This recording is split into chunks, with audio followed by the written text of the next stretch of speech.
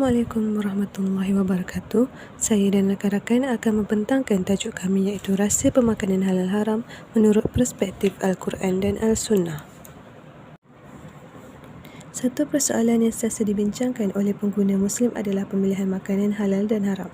Masyarakat Muslim perlu mengetahui prinsip dalam pemilihan makanan halal haram kerana ia sesuatu perkara yang wajib dalam agama Islam. Penyembelihan merupakan antara aspek utama yang perlu dititikberatkan oleh pengguna Muslim supaya produk yang dihasilkan adalah diyakini suci dan halal.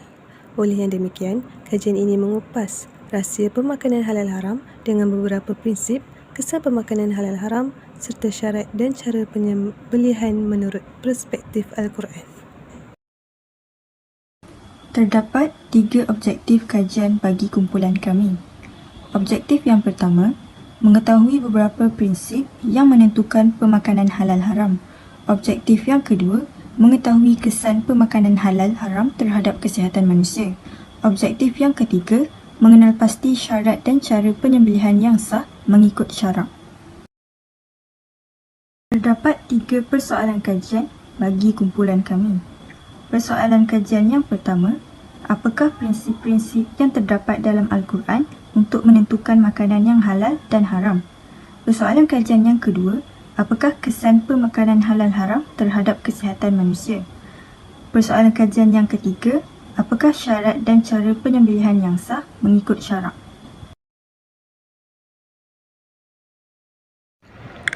Seterusnya, saya akan menjawab persoalan yang pertama. Dalam Al-Quran terdapat beberapa ayat yang secara khususnya menunjukkan larangan terhadap beberapa jenis makanan seperti daging khinzir dan minuman keras.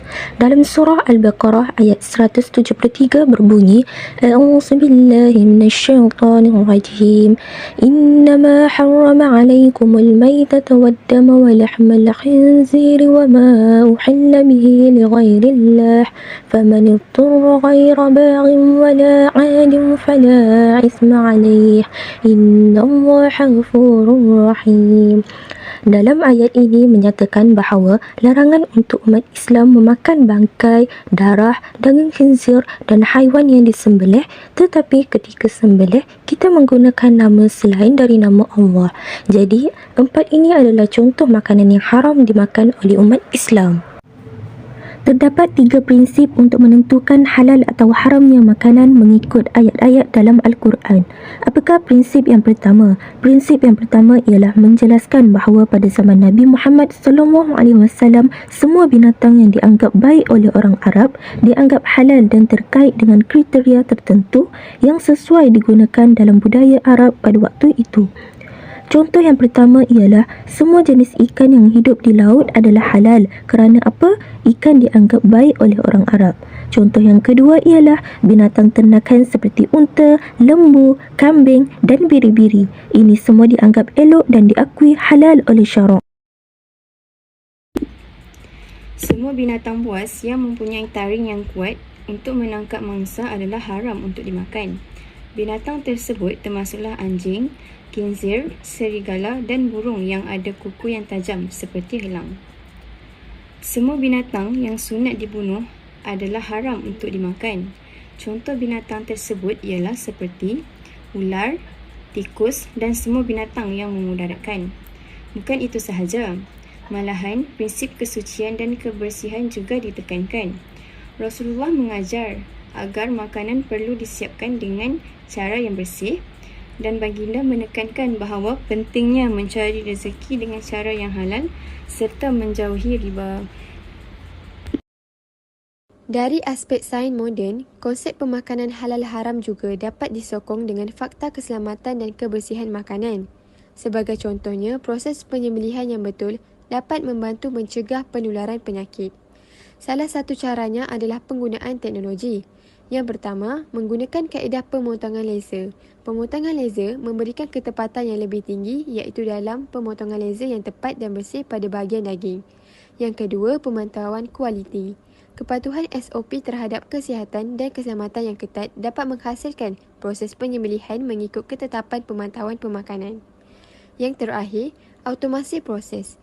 Dalam sistem automasi ini menjalankan proses automatik tanpa campur tangan manusia.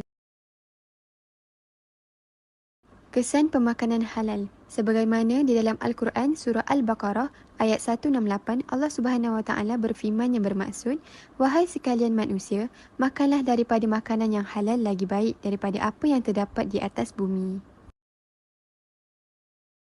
Kesan pemakanan halal. Banyak kesan yang terkandung melalui makanan yang bersih dan halal, antaranya termasuklah tubuh menjadi sihat dan bertenaga, menghasilkan hati nurani yang bersih, akal menjadi cerdas serta doa akan diperkenankan oleh Allah SWT. Kesan pemakanan haram. Dalam satu kajian di Amerika oleh United States Department of Agriculture USDA melaporkan 22 dari 24 siri trichinosis yang dilaporkan telah diakibatkan daripada daging khinzir yang dimasak. Hal ini dikatakan demikian kerana khinzir mempunyai parasit dan bakteria seperti cacing Taenia solium. Kesannya, kuman-kuman ini akan terkumpul di organ-organ penting manusia seperti otak, mata, jantung, paru-paru, otak dan hati. Akibatnya, cacing itu tidak boleh hidup dalam usus manusia dan terpaksa keluar melalui dinding usus untuk masuk ke dalam aliran darah sehingga ke seluruh bahagian badan manusia. Syarat-syarat sah sembelihan. Yang pertama, sembelihan dilakukan dengan niat menyembelih. Firman Allah Subhanahu Wa Taala, "Dan janganlah kamu memakan binatang-binatang yang tidak disebut nama Allah ketika menyembelihnya." Surah Al-An'am ayat 12.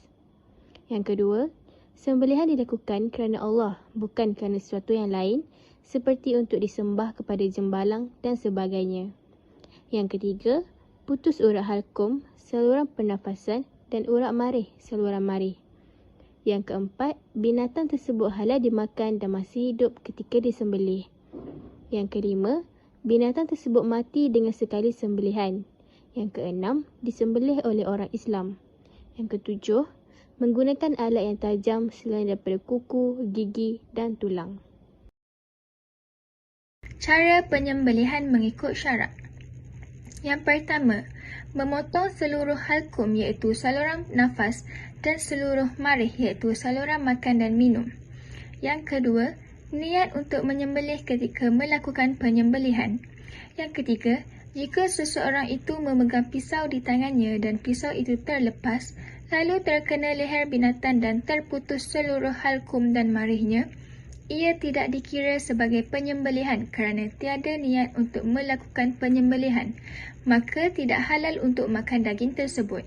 Dan yang keempat adalah, hendaklah binatang itu mati semata-mata oleh penyembelihan, iaitu tidak dilakukan satu perbuatan lain yang boleh membawa maut kepada binatang itu ketika disembelih. Rumusannya, kajian ini memberikan gambaran holistik tentang rahsia pemakanan halal dan haram dengan menggabungkan prinsip-prinsip agama dan perspektif sains moden. Walaupun kaedah kajian saintifik yang bersifat akli merupakan perbincangan yang penting dalam sains halal, namun ia harus bersepadu dan berpandukan nakli iaitu wahyu Allah Subhanahu Wa Taala. Tuntutan Allah dari segi suruhan atau larangan sesuatu pemakanan itu dapat dibuktikan dengan kajian-kajian sains untuk mendukung penyataan tersebut dari aspek kemudaratan dan juga kebaikan. Oleh itu, adalah menjadi satu tanggungjawab buat umat manusia supaya berusaha mendapatkan ilmu pengetahuan tentang halal dan haram berdasarkan prinsip-prinsip Al-Quran dan juga memandang istilah-istilah sains agar masyarakat sedar dan prihatin terhadap isu-isu makanan semasa sebagai satu gaya hidup yang sihat dan sejahtera. Kajian ini juga mengharapkan agar hadis yang diriwayatkan oleh Imam Bukhari dapat diatasi, iaitu dari Abu Hurairah katanya, Rasulullah SAW pada suatu masa akan tiba mana manusia-manusianya tidak lagi memperdulikan dari mana memperoleh sumber kehidupannya, apakah dari sumber halal atau dari sumber haram. Sekian, terima kasih.